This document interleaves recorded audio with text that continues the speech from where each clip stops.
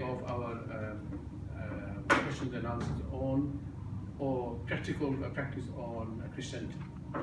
This will break down everything. It's Tawheed and Christianity. How do we break it down? So we'll talk about Jesus. We'll talk about he's a man or is he a God? If he's a man, how is he a man? If he's God, how is he God? We'll break this down. Okay, Abdullah, your turn. إن الحمد لله والصلاة والسلام على نبينا محمد وعلى آله وأصحابه. Verily all praise is due to Allah alone.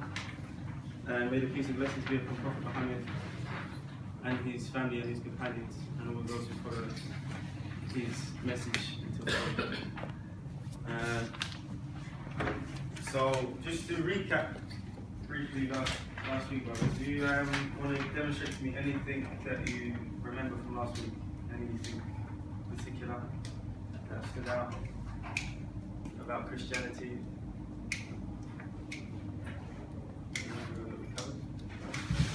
About Trinity or Trinity. Christianity about regarding Trinity. So today's lesson, what we're going to do is that we're just going to cover briefly the Islamic viewpoint on Allah, which is the most important aspect that us as Muslims we need to know, which is obviously Tawheed. And us as Muslims we need to know the opposite of that.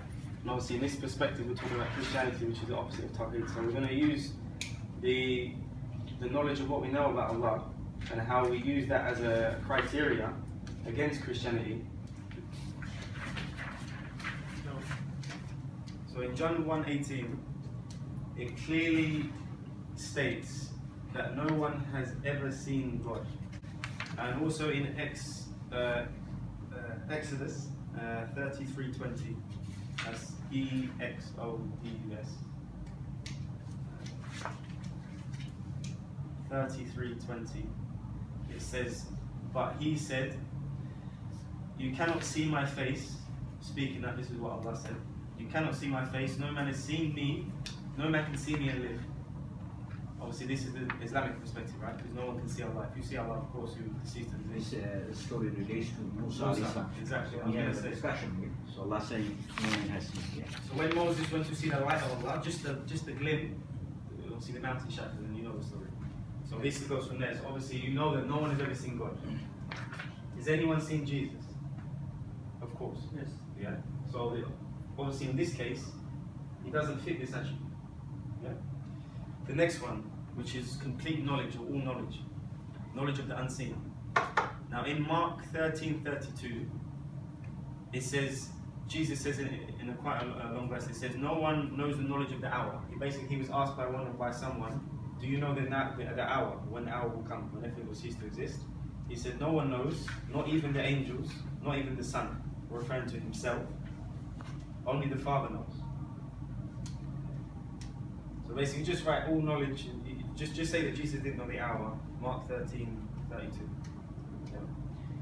So again, another attribute of God is that God has to have complete knowledge or knowledge of the unseen.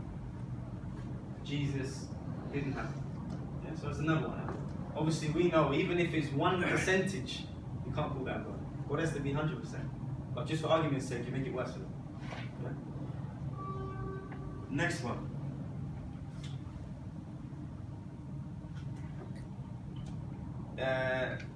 Jesus worshipped the Father.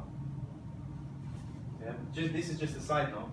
So the Christian perspective is you've got this, right? They're all the same and they're all equal. You've got the Father, you've got the Son, which is supposed to be Jesus, and you've got the Holy Ghost, which is supposed to be some sort of spirit, which is supposed to assist Christians in the time of need, just like yesterday, it didn't really work. So the Son worshipped the Father. So a part of God worships God. Yeah? So Jesus, you could say, was not self-sufficient because he was sufficient on God, meaning that he had to worship God. Now, can you worship a God which worships another God? Of course not. So he cannot be a God which is worshipped. Yeah? Where that is stated, so in Mark 1:35, it says that Jesus went to the mountains and he went to worship God. So just like Prophet Muhammad when he used to retreat to the mountains to get seclusion from the worldly life, he used to go to the mountains and seclude himself and worship Allah. Jesus did the same. And also in John 20:17, it says, Jesus says, "Do not hold on to me. I have not yet ascended to my Father," meaning he has not ascended to the Father, right? "Go instead to my brothers. I am ascending to my Father and your Father, to my God and your God." What does this say? Repeat that again.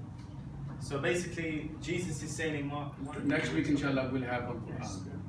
But I'll tell you, brother, if you want to bring your friends or family, believe me, this will become something different. You never had this thing before. It's an amazing way. Why is it? This is word of God, and you can't copy this one. Why? There are specific reasons are there. It's not what we take it out of it. Maybe it's no. It's just we're going to break it down, inshallah. And this model works. After this model, actually, people take shahadas. So this group of brothers who done the 53 or 54 shahada in the last 2 years. So this model works. So Jazakallahu khairan, inshallah. So today we're going to be coming back after Maghrib, like we said before. After Maghrib, we're going to have a practical training.